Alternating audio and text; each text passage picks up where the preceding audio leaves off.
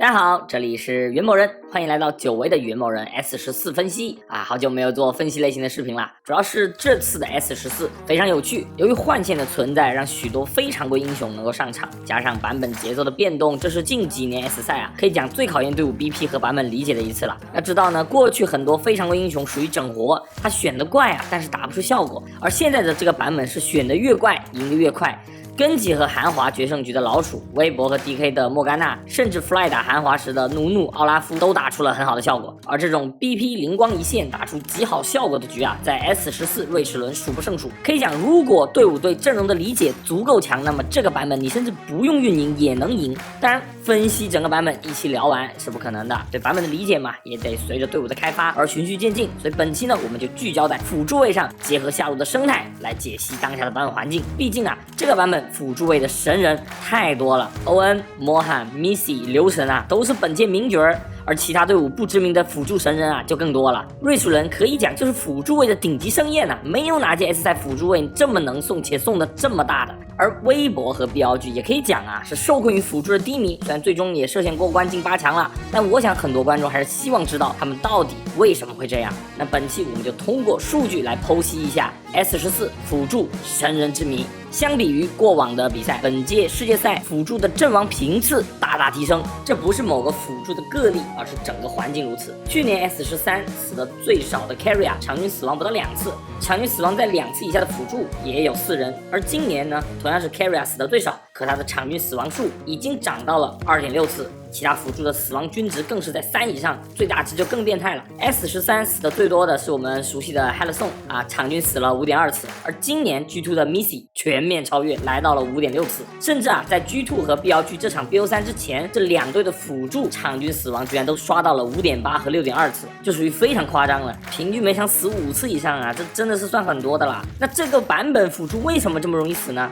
首先我们先看大版本大环境，本期我们主要还是引用去年 S13 的数据来做对比，因为去年是同样的瑞士轮嘛，版本迭代的节奏会更接近一些。首先最直观的数据就是游戏时长变化的极其夸张。去年 S 赛的版本在 T1 的极致对线内卷下，游戏节奏是极快的。去掉杂项数据后啊，可以看到 S13 平均游戏时长能进30分钟的队伍就有4支了，而平均游戏时长最长的 G2 也不过是34分钟。而今年的 S14 就明显的降速了，我们也同样去掉没有参考价值的杂项队伍数据，可以看到最慢的队伍平均游戏时长也都来到了30分钟以上，平均场均时长是33分钟。这点呢让人好理解，毕竟潮宠不直接带来经济收益，对于节奏提速的效果远远不如过去峡谷先锋那么直接。而中期你吃男爵的风险更高，提速的核心只有小龙团，那和夏季赛有什么区别呢？简单讲，由于换线的泛滥，游戏前期的碰撞比夏季赛的节奏更多了。夏季赛虽然也有换线，但远没有现在那么频繁。现在属于1级你不选择换线，你5分钟也因为潮虫要开始换线了。所以我本期的第一个结论就是当下的版本对线期的结果没那么重要，它不会成为胜负手。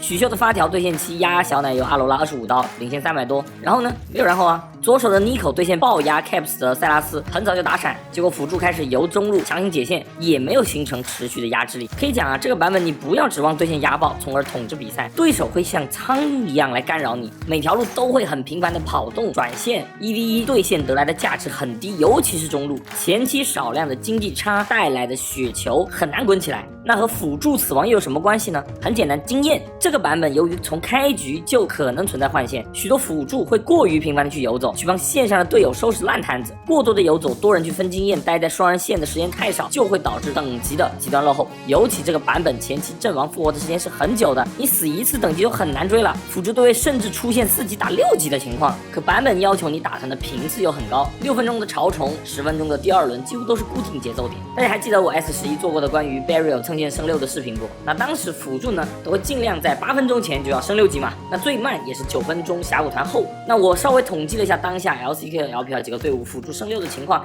可以看到在换线方面处理的最好的 K 博士和 Legends 平均升6的时间也都在9分钟，其他辅助平均要到10分钟才升6。那在这个版本来讲其实都很正常了，但这也意味着第2轮潮虫团时己方的战力很容易出现纰漏。在 T1 对阵 BLG 的 BO1 里，欧恩的波比由于只有5级，对位缺了一个大招，就导导致了BLG为了稳定控潮虫，只能扩武器过来，让奈尔又得到了发育。其实本身这是一个很好的打团契机，你少个大就错过了呀。而后的上路3v3也是因为少了一个波比大招，在操作上又是再次吃亏。同样的情况 G2 Missy 打 BLG 时也出现了，可以看到5级的辅助面对这个阶段9级的单人线就显得很囤很呆，所以辅助啊10分钟升6级这一点是当下很值得注意的节奏点，尤其是玩硬辅前期劣势没线的情况下，你尽量不要游走，而是先保证升到6级。基本上啊，发挥逆天的辅助在这个版本都是不重视经验的，比如 M 加双雄 Mohan 和 Missy， 在本届世界赛辅助位的15分钟竞技差上，他俩啊就以-400的超高负值一骑绝尘。可以讲经验这块可以适当放，抓关键节点，但你不能彻底放弃。这点欧文在打 G2 的第一把就做得很好，前期没有莫名阵亡，老老实实的吃经验嘛，那团战和后续的节奏就顺畅起来了呀。其实这个游戏很多时候选手并不是什么思想问题、操作问题，更本源的是习惯问题。你过往的习惯在这个版本容易出问题，那你就会送。那对于队伍来讲，其实就是要通过不断的加深版本理解，来让选手逐渐修正习惯，从而适应版本。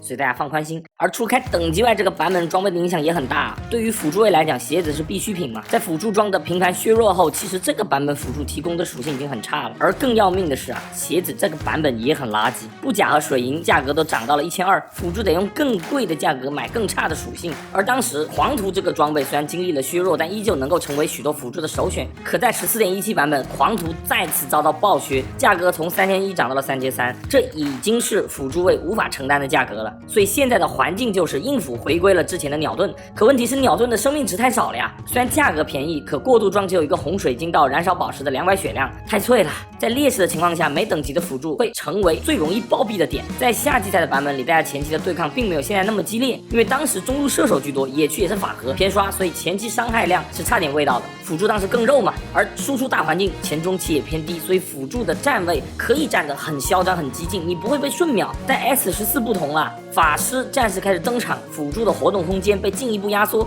尤其是这个版本强开阵容很多。大家要明白一点啊，当强开组合多的时候 ，C 位往往得站得更加靠后，在这种情况下，辅助就更容易脱节。最典型的就是波比这个英雄，他是一个理论上防强开的选择，但现实就是数据非常差呀，总胜率不到30%。除了这个英雄很吃熟练度外，还有就是波比的理论上限根本发挥不出来，而下限又很低。核心就在于啊，波比他没法离场 ，W 是波比唯一能够给他后退的技能，而大招虽然能够击飞，创造理论上的人多打人少，但要命中对手真没那么容易，反而容易被反手。你又没有狂徒去拉扯，最后就会变成团战 OB 侠，站位突出会暴毙，站位保守没意义。榜单上胜率能过50的辅助，其实都有不错的自保能力，而像牛头泰坦这种无脑开团的辅助，胜率就很一般了，说明这根本就不是你无脑开团就能赢的版本。我反复强调过，这个版本你做错事是比不做事还要严重的，这点辅助位和打野一模一样。所以我认为第二个值得注意的点就是，这个版本老式辅助就是比鬼点子辅助更好的，非必要少做事，你失误少了，在这个版本就等于是优势了，踏踏实实的就待在线上好好发育，其实反而对队伍更好。DK 的辅助 Mohan 就是说自己比起其他的辅助总想做更多的事情，所以他是神人呐，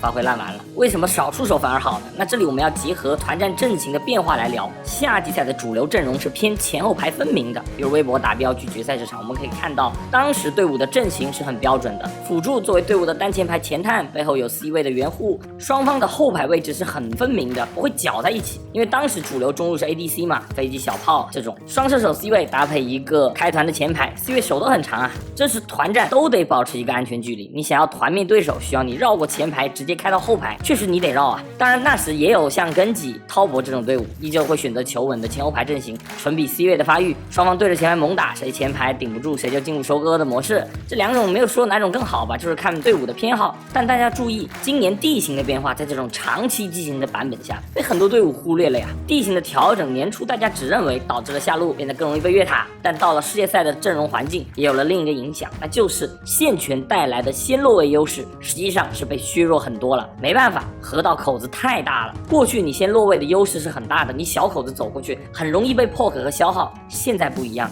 地形开阔，让劣势方更容易挤过来。你不用担心挤过来的时候吃一个 AOE 吃满，所以 T1 就没有去年那么犀利的团战威胁了，你卡不住人了。反而是你站位太装逼的话，我直接强开你，你 C 位还不一定敢救，真要挤口子啊，还真不好拦。这个版本大家发现没？其实没什么破克体系。首先数值不允许，其次地形容易走位。之前大家没有意识到，很大程度还是当时版本有飞机那样，即使不破克打团效果也很变态的角色。所以这个版本没位移的法师效果是很差的。发条辛德拉胜率感人，阿卡丽团战也很难发挥。法师那种我先落位卡草丛的压迫感，这个版本感觉不出来。可以说现在版本地形是对肉搏阵容更友好的，大家干在一起。而这里就得说欧恩和刘青松的习惯了，他们很喜欢做那种很深入的眼位，来给队友提供绕行的空间。他们都是很希望做事的辅助。这个习惯呢，在夏季赛并不是坏习惯，因为当时环境，假如你在野区你碰到对面的野辅，其实也没什么好怕的，我走就行了嘛，很难被留。即便人家 C 位在附近，也不会马上就对着辅助火力全开。但这个版本不同啊，本身辅助就脆，白嫖一下血量，可能发现你落单就直接强开了。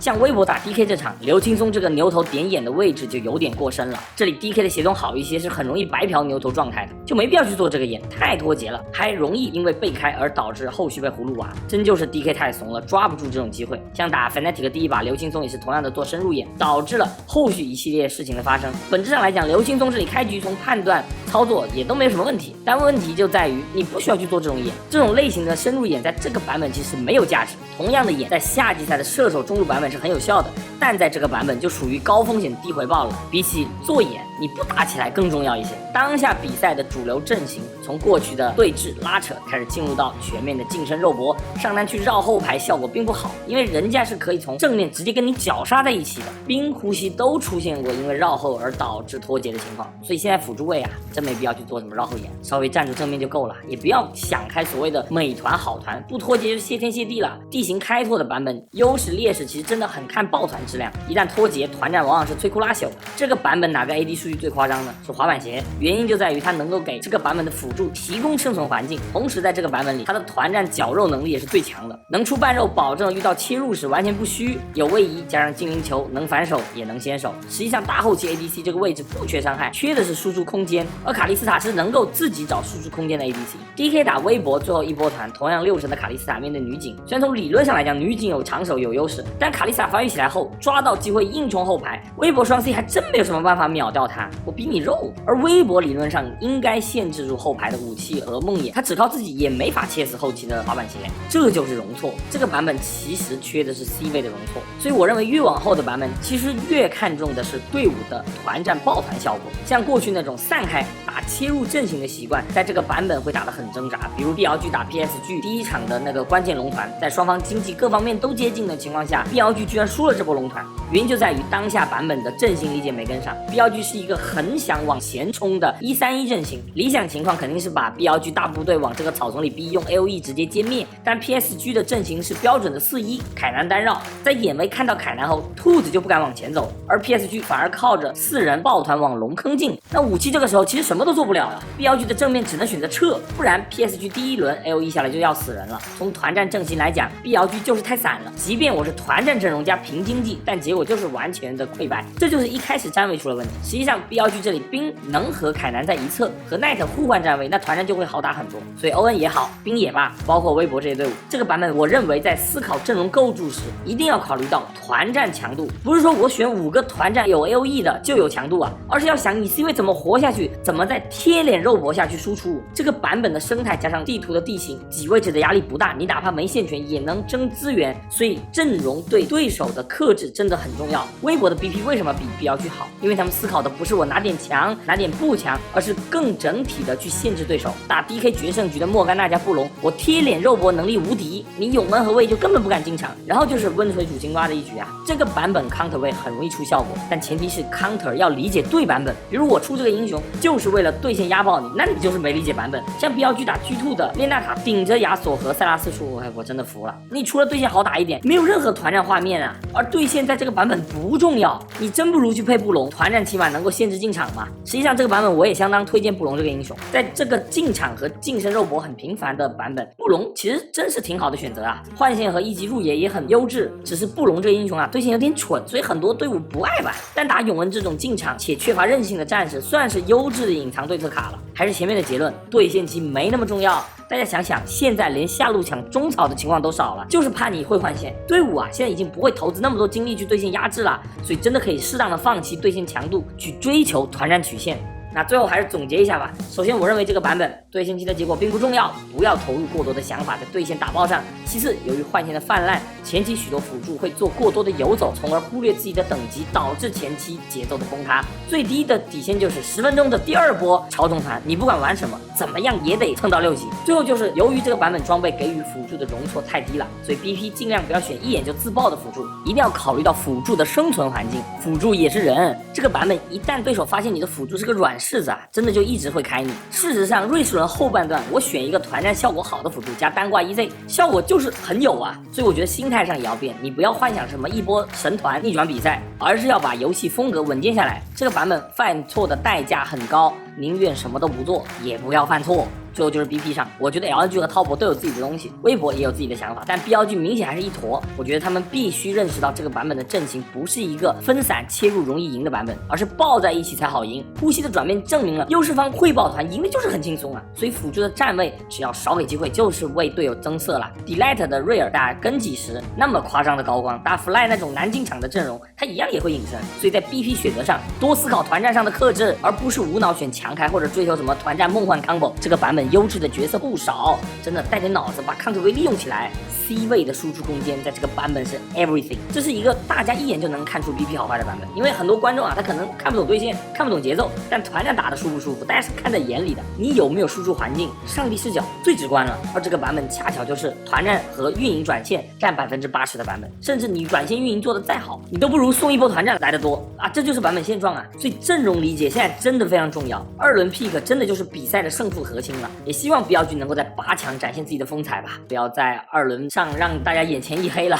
而其他 LPL 队伍更是要加油啊！8强4个勉强算是首战告捷吧，接下来就是各凭本事，冷静别急慢慢打。那本期主要还是以辅助位出发，聊聊我对当下版本的理解，不一定应对，仅是个人看法。之后的版本分析呢，我也应该会换位置来继续做延伸。对这方面内容感兴趣的观众可以关注一下我。那我是袁某人，我们下期不见不散，拜拜。